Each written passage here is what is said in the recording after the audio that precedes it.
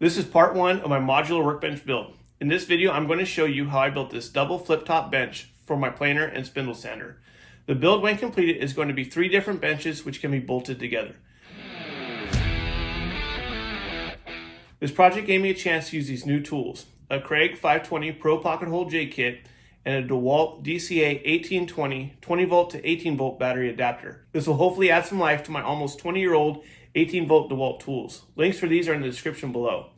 To build this bench, I used 8 2x4s, a sheet of 5/8 inch plywood, some casters from Amazon, and a 60-inch piece of 1-inch galvanized pipe. Here's the cut sheet and hole measurements for the pieces if you would like to reference them. All the measurements I'm going to use are for 5/8 inch plywood, but if I were to build this again, I would have used thinner plywood, most likely 1/2 inch plywood, to save some money. First thing which had to be done was to cut some 2x4 pieces. I needed 10 18 1/4 inch pieces, 6 30-inch pieces, 2 47.5 inch pieces, and 4 22 3/4 inch pieces. Once I had all the pieces cut, I drilled some 1/2 inch holes in the 47.5 inch pieces.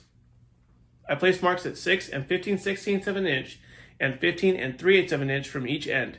I used a combination square to center these holes in the board. Once I had these 4 holes marked out on the board, I clamped the boards together and drilled the holes out on my drill press.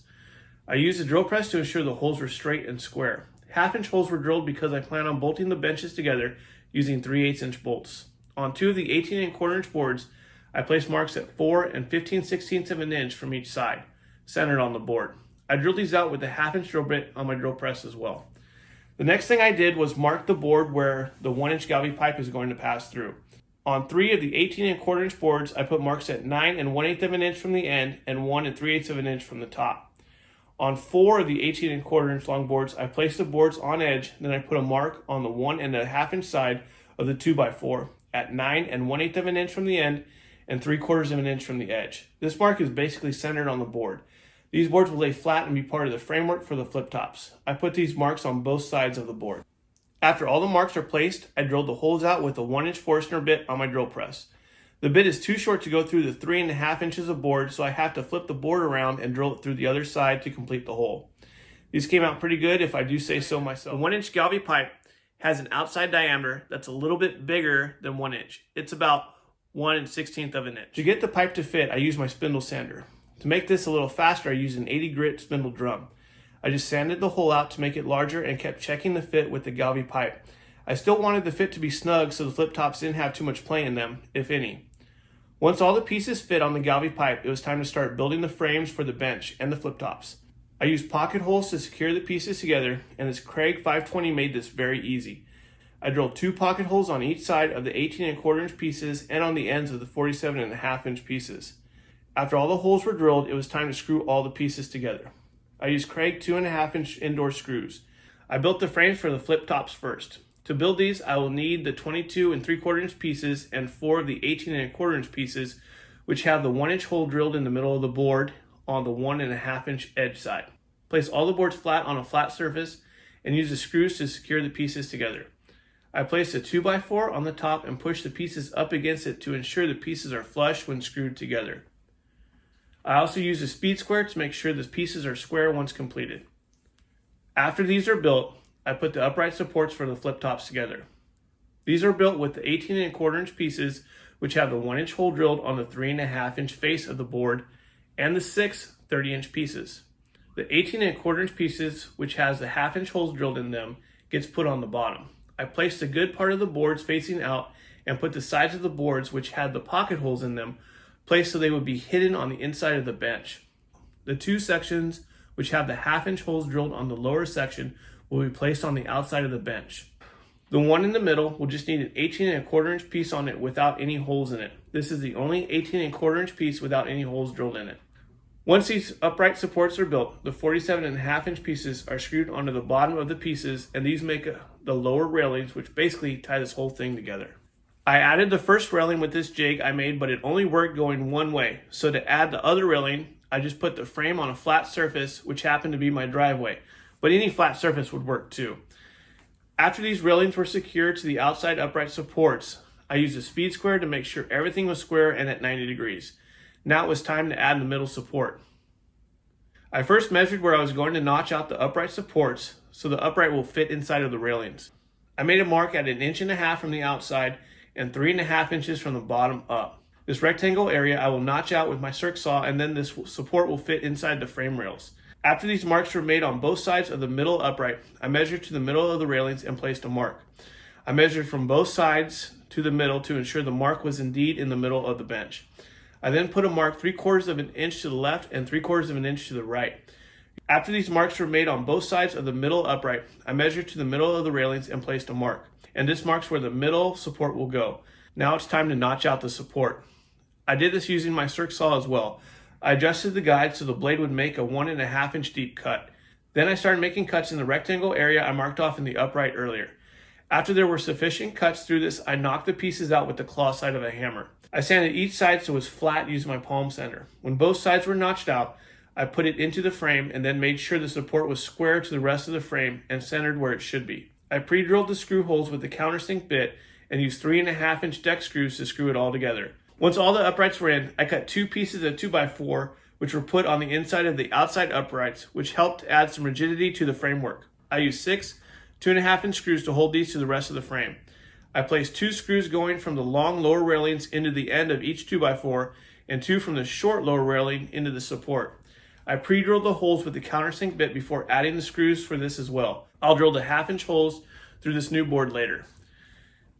Now the frame is built, it's time to add some plywood to the lower part of the frame. For this I chose to use a piece of 1/2 inch plywood, which was the top of my old workbench. Since it was already sitting on top of some sawhorses, it was pretty easy to cut in half. The bench frames are a little bigger than 2 foot by 4 foot. I just centered the plywood on the underside of the frame. I used 1 5/8 inch drywall screws to screw the plywood to the frame. I placed a screw every 6 to 8 inches around the border and also placed screws in the middle to the middle upright support. I did not put any screws on the corners because I'm going to drill these out to make a place for these 3/8 inch screw-on T-nuts, which I was able to purchase on Amazon. These are what the wheels are going to screw into. In planning this, I wanted this bench to have some sort of base which allowed this bench to move and can also be leveled to do things like pour epoxy. To do this, I'm going to screw these lockable casters into these T-nuts. These casters have a 1.5 inch long, 3/8 inch stem, which would allow this cart to have about 1 inch of adjustment in order to level the bench, which I hope is sufficient. All 4 wheels are able to be locked, which I think will prevent the cart from having any movement in it. Links for these T-nuts and casters are also in the description below. To place the T-nuts, I measured 1.5 inches from the edge of the outer 2x4s in the corner and placed a mark on the plywood. I did this on all 4 corners. Then I used a Forstner bit, which was the same diameter as the T-nuts, and drilled out the plywood so the T-nuts could sit flat on the 2x4 frame. To allow the T-nuts and the stem of the casters to fit inside the frame, I drilled the middle of the circle out with a 1/2 inch drill bit. I marked the drill bit with some electrical tape and went about 1.5 inches into the frame.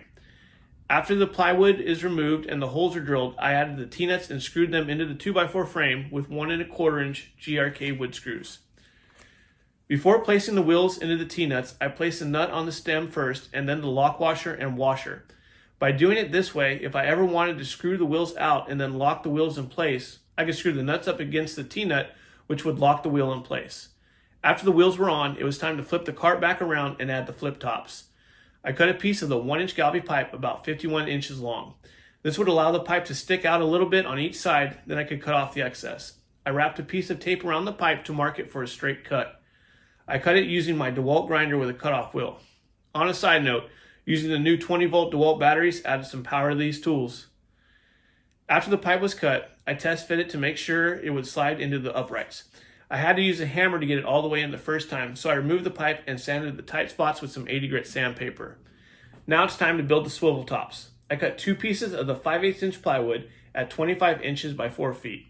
I then cut the sections in half to 25 inches by 24 inches. The littler pieces were easier to work with. I put a flip-top frame on the smaller piece of plywood and trimmed them to fit the flip-top frames. The top of the flip-tops turned out to be about 25 inches by 22 7/8 of an inch. Before adding the top and bottom pieces to the flip-tops, I cut out a spot for the barrel latches to go.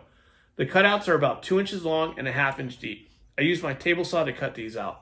I placed the stop 2 inches away from the blade and started removing material with multiple passes with my sled.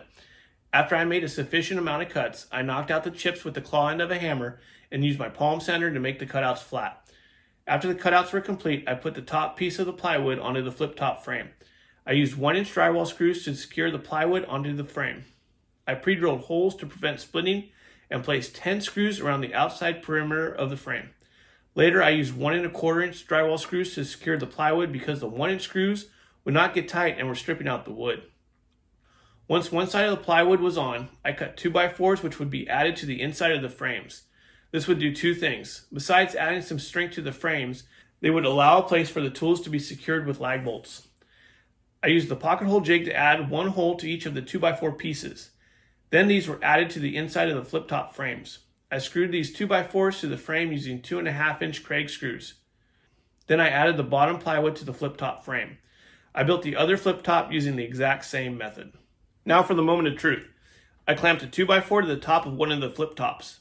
Adding this let me place the flip-top into position on the workbench frame, and the 2x4 kept the flip-top from falling. This way I could adjust the flip-top as needed to add the galvy pipe and not have to hold the top up or get another person to help. As I slid in the galvy pipe, I also placed a washer between the flip top and the upright to act as a bushing. I used 4 washers which had a 1 1/4-inch hole in it. The first flip top I was able to get the pipe in by hand. The second one I needed to call in for reinforcements. First I used a dead blow hammer but had to switch off to a 3-pound sledge to drive the pipe home. After the pipe was through both of the flip tops, I gave them a flip to make sure they both worked. Then I used 2 long pipe clamps to squeeze the uprights back together and set the spacing between the uprights and the flip tops as even as possible. When the gaps look good, I used Tek screws to anchor the galvy pipe inside the uprights. This will not only add some rigidity to the bench structure, but also ensure the pipe doesn't twist inside of the uprights, wearing the hole out faster. I drilled a hole from the top of the 2x4 through the galvy pipe and then countersunk the hole so the Tek heads were sunk below the top of the 2x4 upright. Even though these Tek screws were labeled as self-drilling, I snapped the heads off of the first 2. The third I used a larger diameter drill bit to drill out the pilot holes for the Tek screws. It's now time to add the barrel latches. These are 1/2-inch throw barrel latches. I clamped a 2x4 to the top of the flip tops to ensure the top of the bench would be flat when the latches were set. I placed the latches into the slots I cut out earlier on the flip tops. Using the screws provided with the latches, I secured the latches to the flip top. With the latches set in place, I'm now able to mark the location for the barrel to go into the uprights. I mark what needed to be drilled out, take the 2x4 off the flip top, and drill out a hole for the barrel. The barrel is 5/16 of an inch in diameter, so I drilled a hole out just a little bigger than 5/16 of an inch. I used an 11/32 inch drill bit, and the barrel fit perfect, snug and not loose. To mount the barrel latch on the opposite side of the flip top, I turned the top so the side without the latch is now on the side with the hole drilled into the upright and slid the barrel of the latch into the hole of the upright. Then I screwed the latch onto the flip top. I thought adding the latches this way would be the most accurate way to set the latches so they are in the same location. I also flipped this latch upside down. I did this so if I drilled a hole on the other side of the upright, one latch would always be right side up. Now the latches are set, all that's needed is to mount the tools. I placed my DeWalt DW734 planer on the first flip top. I centered it on the flip top and marked the mounting holes. I used 5/16 inch lag screws to mount this tool. With the 2x4s inside of the flip tops, mounting this tool was very easy. I centered the planer on the flip top, then I marked out where the holes needed to be drilled. To drill the holes for the lag bolts, I used a drill bit which was the same size as the lag bolt shank but smaller than the threads. A ratchet and socket were used to tighten the lags down. The spindle sander was attached to the flip top in the same manner as the planer. The only difference is the spindle sander used 1 1/4 inch diameter lag bolts. And there it is. This is the first completed bench out of 3. Now I'm off to start filming the other 2 videos in this series, as long as 2x4s don't get too expensive. If you like this video, if it helped you out, if you can like and subscribe, it would definitely help out the channel. My name is Matt. I'm just a dude. And if I can't fix it, I'll fix it so no one else can. Thanks for watching.